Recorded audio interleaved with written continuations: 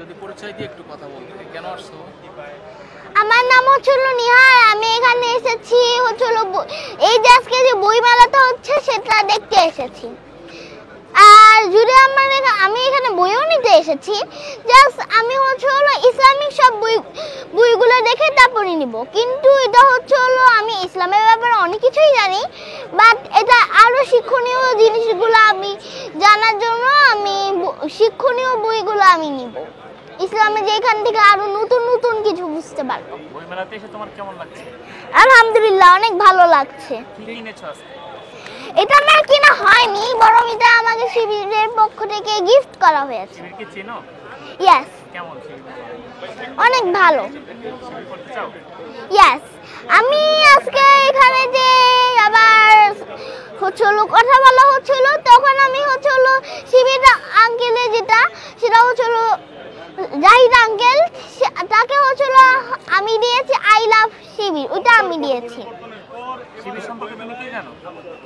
শিবির সম্পর্কে আমি অনেক ভালো জানি যে শিবির আল্লাহকে মেনে চলে, সেটা আমার কাছে অনেক ভালো লাগে।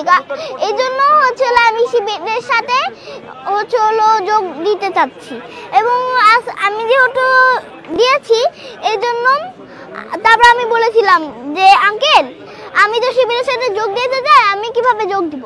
পরে আমাকে এই বইটা দিয়েছে অনেকগুলা। হ্যাঁ, কোন আঙ্কেলকে বলছো? জাহিদ আঙ্কেল। কে সে জাহিদ আঙ্কেল? ওই যে কিছুক্ষণ আগে এখানে যে ইন্টারভিউ দিচ্ছিল সেই আঙ্কেলটা জাহিদ আঙ্কেল। ওনাকে কি চেনো? ইয়েস। কিভাবে চেনো? এই যে শোনা হয়েছিল, তারপরে আবার এত কিছু হয়েছিল, তারপর আবার হচ্ছিল শিবির ডাকা হয়, তারপরে এখন থেকেই জানা। শিবিরের কোন দিকটা ভালো লাগে বেশি? আমার শিবিরের পুরোটাই ভালো লাগে, যে তারা নামাজ পড়ে, তারপরে 5 ওয়াক্ত নামাজ পড়ে, সবাইকে আবার দাওয়াত দেয়, এরকম। আচ্ছা, তুমি যদি শিবিরে যোগ দাও দিবা কেন? আমি তো যোগ দিচ্ছি, যোগ দিতেও চাচ্ছি। কবে নাগাদ দিবা? কত বছর পরে?